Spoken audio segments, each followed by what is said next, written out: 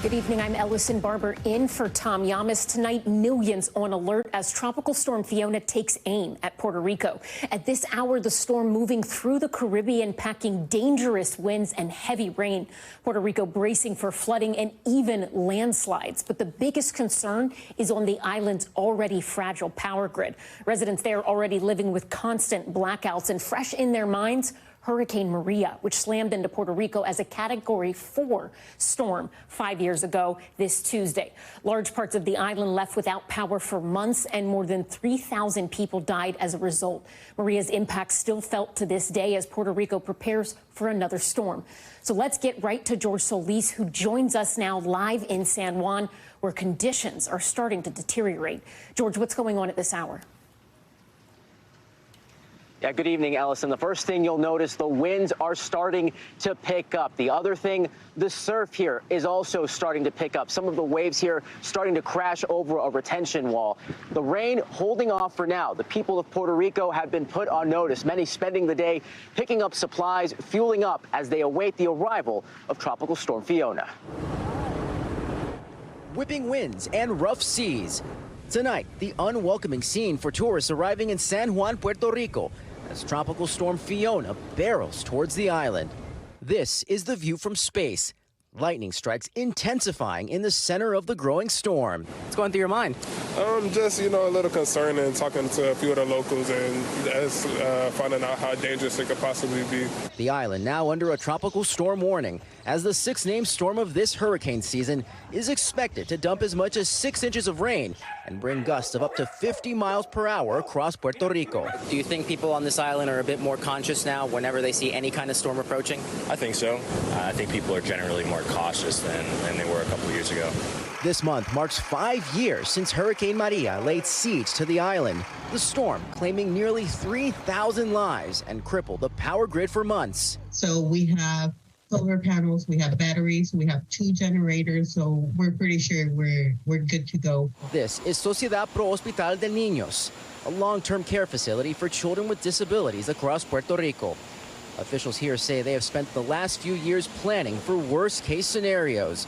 Yet, for all their preparedness, the threat of any storm is cause for concern, especially for a place that provides critical care. There's still some uneasiness, would you say, with any storm that approaches? I think the more that you prepare and the more you do simulations, it makes you feel more prepared and less anxious. But many here are still anxious, especially as Fiona intensifies. At gas stations, many topped off and stocked up to power their generators. Angel says, of course, with any storm, all the preparations are getting food, water, gas, but of course the biggest fear right now is power. And George Solis is back with us again from San Juan. George, we saw you speaking with some residents there. Tell us, what else are they telling you as this storm approaches? What's the level of fear? Yeah, and Allison, the most common thing that we heard from people today was not about the flooding or the rain concern. Many of them telling us it's the fragile power grid that they are most worried about, wondering if the government has done enough to fortify the grid. Many telling me that without that fuel for their generators, it will definitely lose power. Allison?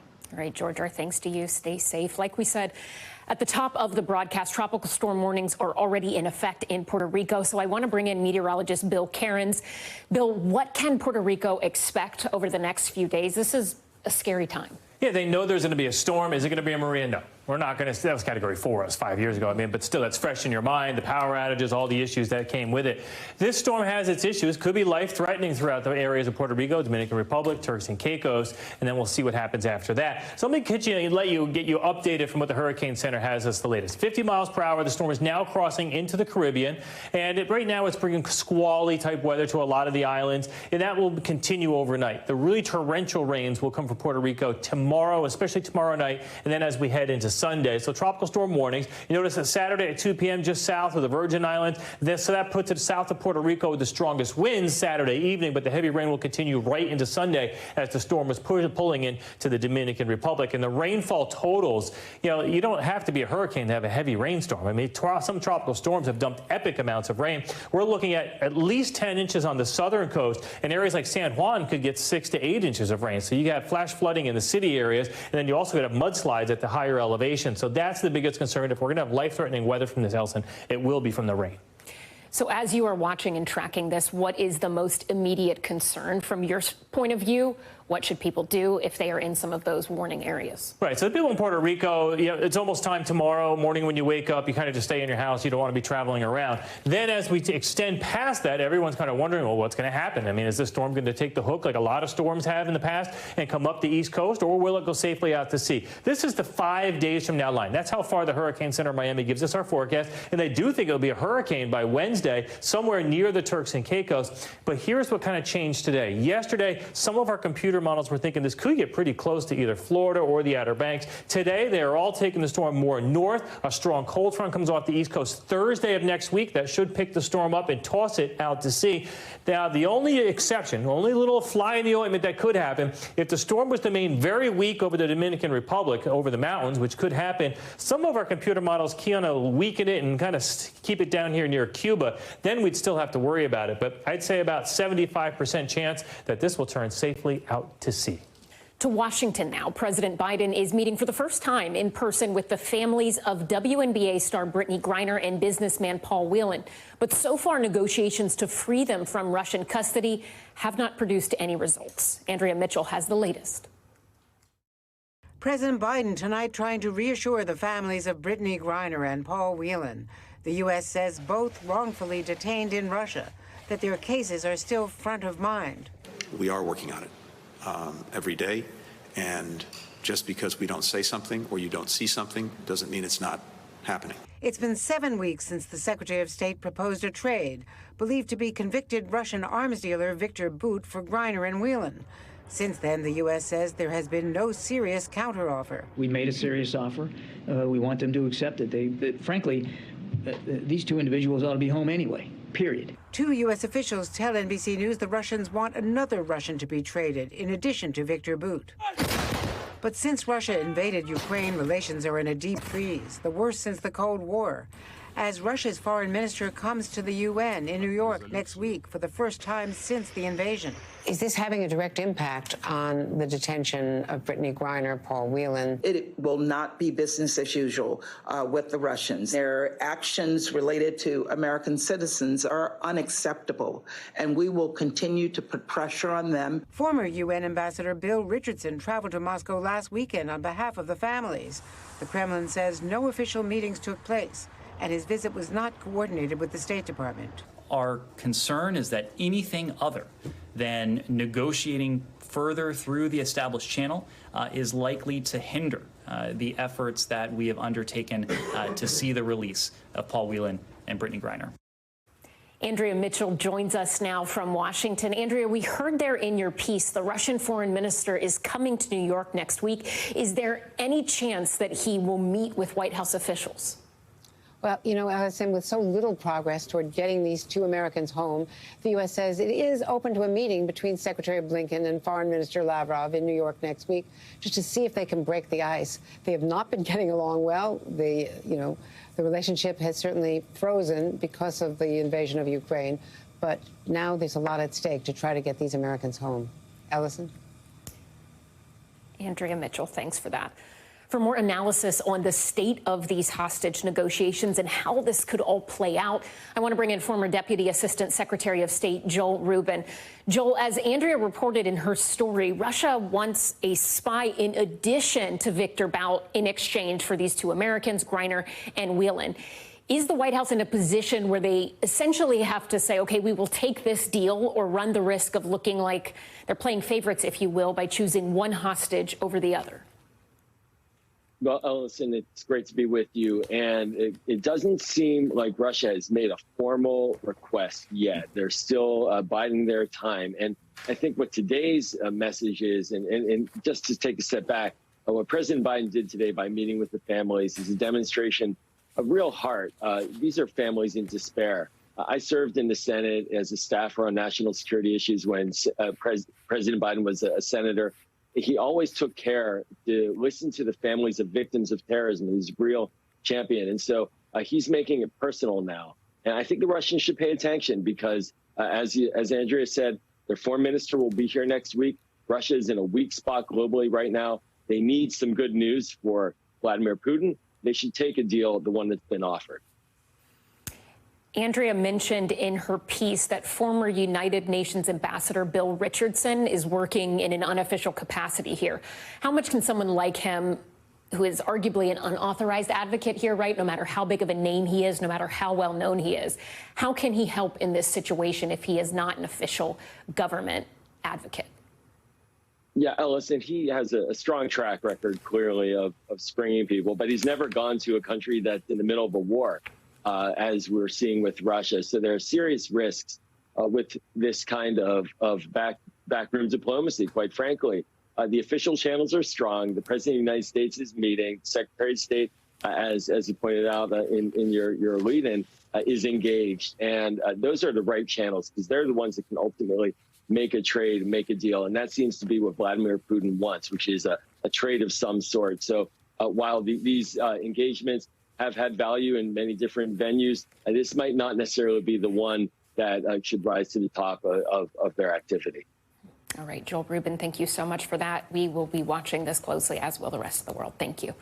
And in Ukraine tonight, a horrific discovery. More than 400 bodies found in a mass grave in a city newly liberated from Russian control. Some of the victims are children. Others had their hands tied behind their backs. NBC's Aaron McLaughlin is on the ground in the war zone tonight. And we want to give you a warning. Some of these images are graphic.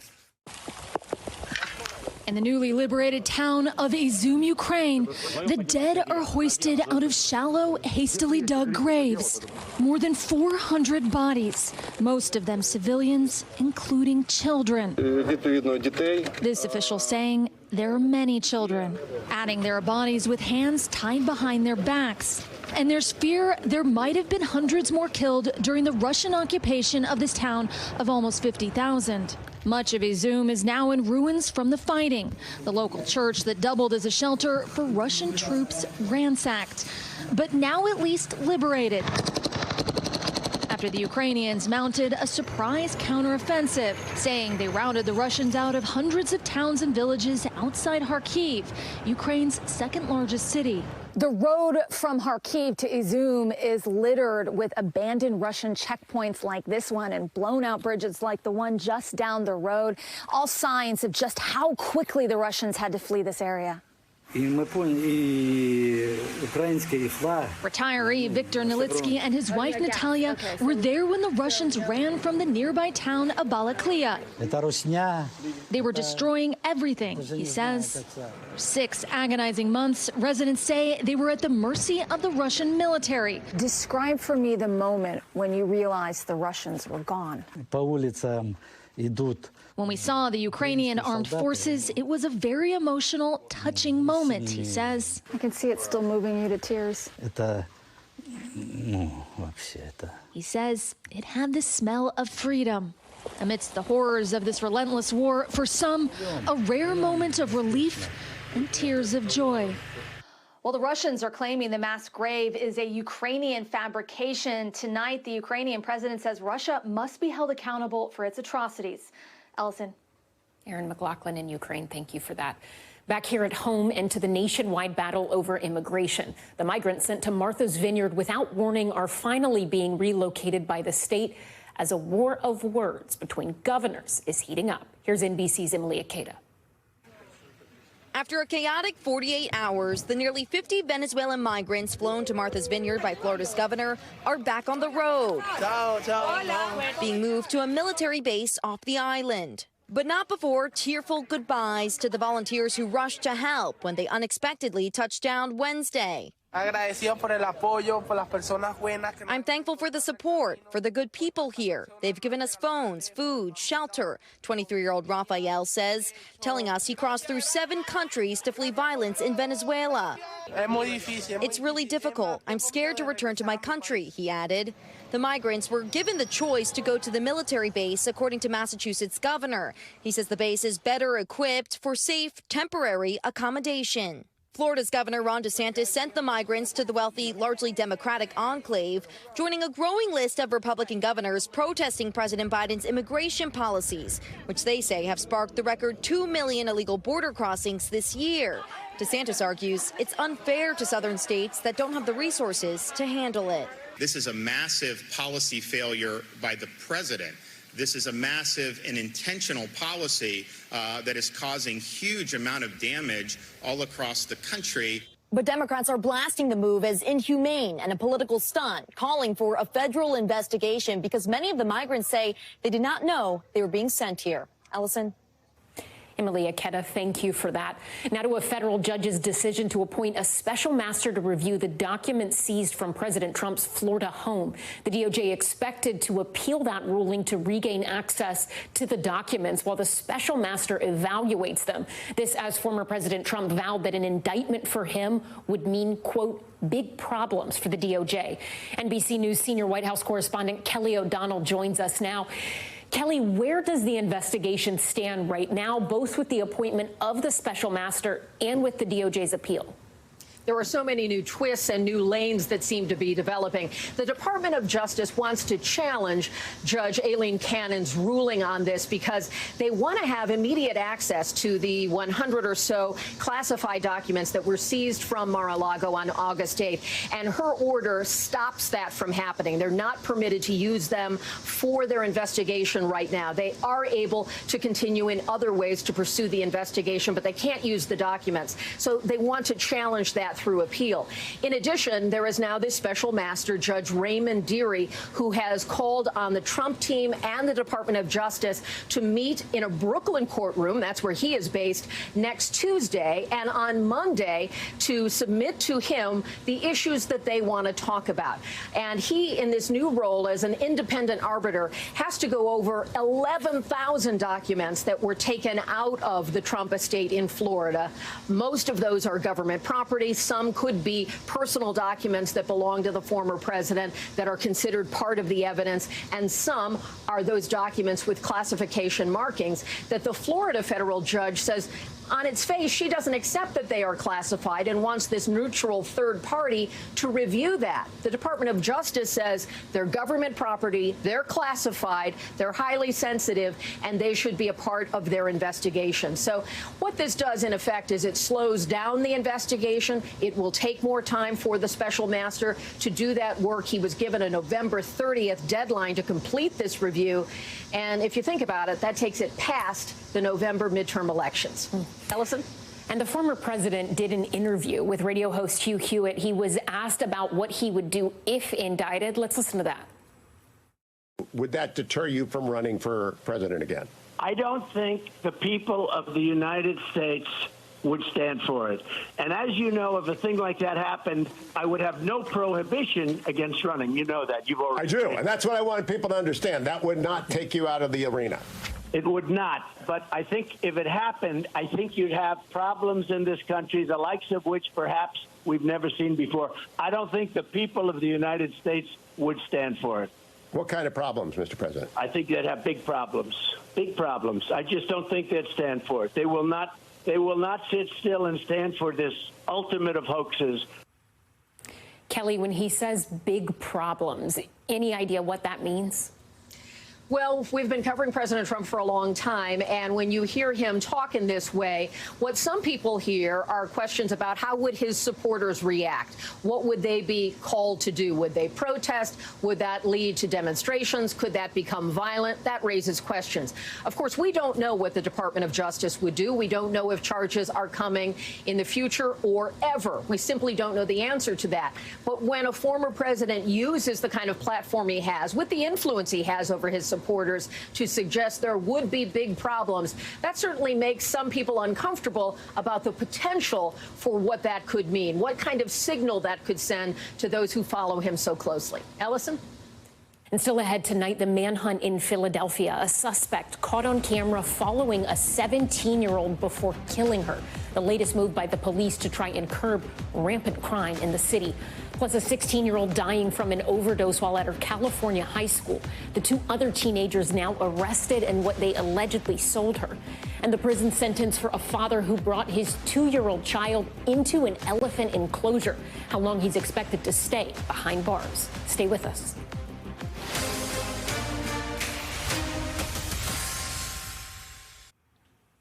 Back now with a chilling crime caught on camera. Police releasing surveillance footage showing a 17-year-old being followed just moments before she was shot and killed, all while walking a dog in Philadelphia. Now the city's police department responding to the surge in homicides. Ron Allen has the details. Tonight, a killer caught on camera. Chilling video released by the Philadelphia Police Department shows the moments leading up to the shooting death of 17-year-old Taryn Johnson, who was walking a dog. And I hear bang, bang, bang, bang. The video starts with a car, hazard lights flashing. According to Philly police, the suspected shooter and driver appear to be lying in wait for Johnson and a friend to pass by. The gunman, dressed in all black, gets out of the car, follows the girls, and appears to hide behind other vehicles parked on the street. Then gets back into the car. It drives up the street. The gunman jumps out, opening fire on the northeast Philly street. 6 shots were fired, hitting this parked car, this home window, and finally, fatally hitting Johnson. And after she was struck, tried to run from the gunfire, as did her companion. At some point, she collapsed. Police asking for the public's help identifying the suspects and release this image of the car, a dark-colored Dodge Challenger. No weapon recovered from the scene. Police say it appears the gunman targeted the teenager. Just the latest tragedy in the city of brotherly love this year. Police saying 164 minors shot so far, on track to pass last year's number. And the gun violence causing too many deaths. Philadelphia's homicide rate up 3%, on pace to surpass last year's record-breaking number of murders. Even more killings than in much larger cities like New York and Los Angeles, and no signs of letting up. Last weekend, police say 28 people were shot, 8 killed. That's why the department has ordered mandatory overtime, 12-hour patrol shifts for all officers this coming weekend. Traditionally, if you flood an area with officers, you will traditionally see a reduction in crime just because now people don't have anywhere to go that's not policed. That's not sustainable for a very long period of time, is it? It's not. The police union telling our affiliate WCAU that it cannot be a permanent solution. I mean, if this isn't going to be a common occurrence, then we're going to have an issue with it. But if it's just for this weekend, I mean, we'll get through it. But we got to come up with better solutions, just rather than just holding people down and keeping them 12 hours a day. Philadelphia police have announced the 12-hour patrol shifts will only be for this weekend. Whether they return to that strategy will likely depend on the results and whether the violence continues to surge. Ellison? Ron Allen, thanks for that. Next tonight, to the arrest in the overdose death of a 15-year-old found dead at her California high school. The main suspects, also teenagers. And now authorities there are sounding the alarm about young people consuming dangerous narcotics by mistake. Kathy Park has more. Tonight, 2 teens arrested in connection with several drug overdoses in Los Angeles. This as the country sees a frightening spike in overdose deaths among teens, driven by the synthetic opioid fentanyl.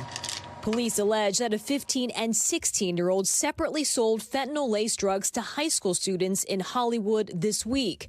15-year-old Melanie Ramos died on the floor of a girls' bathroom at her high school campus Tuesday. Her grandmother speaking to Telemundo. I am sad, devastated. This is something we were not expecting. It's very hard on us all. The sadness is here, and who knows when it will disappear. I love my family. She added the need for accountability from the school and help from investigators. These drugs are poison, and authorities have to work to seek who is poisoning our community, our families. Police say Melanie's friend, who has not been identified, bought what she thought were Percocet pills and was hospitalized after overdosing. Police confirm she's now in stable condition. Our work does not stop because these 2 individuals, 15 and 16 years of age, are simply transferring and soldiering, if you will, this distribution. Authorities are now working with the DEA to find out who they believe are the real culprits, the distributors who provided the teens with the pills. There is a drug organization behind this. Los Angeles Mayor Eric Garcetti said dealers lacing common painkillers with fentanyl is an increasingly common practice. A deadly growing threat to our kids and to our communities, peddled by predators who are distributing death. These are not overdoses. These are people who have been poisoned. These are murders. And across the country, a similar trend. According to research that analyzed data from the CDC, there were more than 1,100 adolescent overdose deaths in 2021, more than double the number from a decade ago. And fentanyl was involved in about 77% of those tragedies.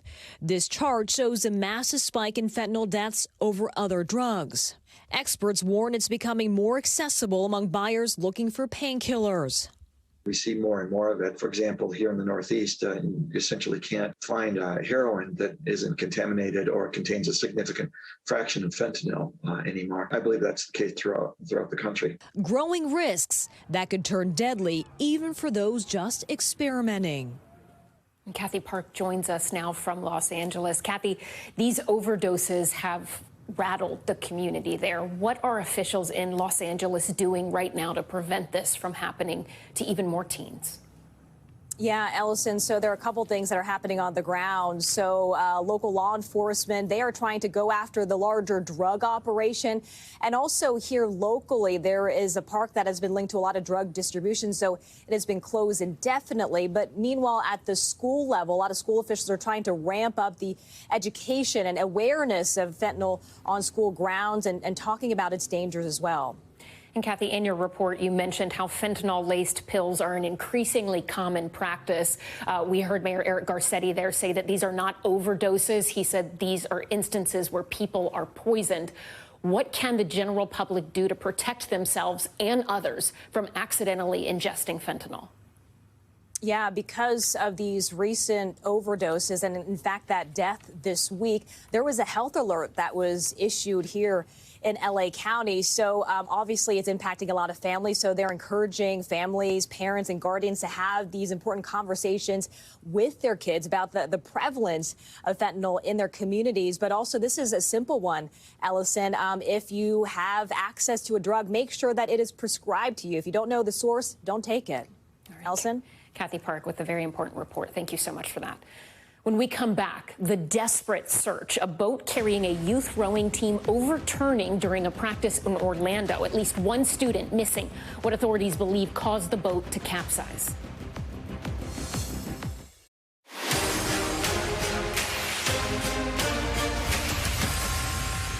Back now with Top Stories news feed, and we begin with the search in Florida for a young rower. Authorities say a team of high school and middle schoolers were practicing on a lake in Orlando when their boat capsized. One student is missing and another was hospitalized. Officials believe the boat may have been struck by lightning. Dive teams are now searching for the missing child. A father who carried his toddler into an elephant enclosure is going to prison. You might remember this video showing an elephant charging at the man and his 2-year-old daughter at the San Diego Zoo in 2021. No one was hurt, but authorities say he climbed through multiple barriers to get in. He was sentenced to 9 months in prison and 4 years probation on child endangerment charges.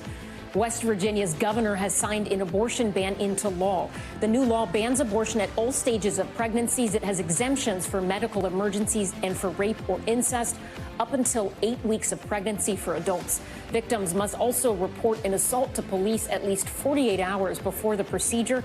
It's the second state to ban abortion since Roe v. Wade was overturned. And Phantom of the Opera, Broadway's longest-running show, is closing. The play will have its final performance in February, just 1 month after it marks 35 years on Broadway. The show has been struggling to cover costs since the pandemic. It will continue to run in cities around the world, including London. Now to Top Stories, global watch and the deadly flooding in central Italy. New aerial footage shows flash floods sweeping through the region of Marche.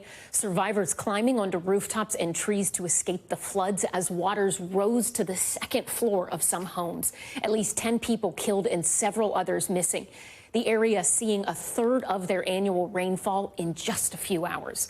Now to the massive fire engulfing a skyscraper in central China. New video shows flames ripping through the 47-story telecom office building in the Hunan province. Debris seen falling from the building. So far, no deaths or injuries have been reported. Equipment was shut off inside the building, which has impacted cell service in the area. The cause of the fire is under investigation. And Mexico is holding Independence Day events for the first time since the pandemic. An estimated 140,000 people joined Mexico's president for the so-called Cry of Independence. The day also marked with live music and fireworks. Several cities in the U.S., including Los Angeles and Dallas, also hosted celebrations. Thank you so much for watching Top Story. For Tom Llamas, I'm Ellison Barber in New York. Stay with us. The news continues.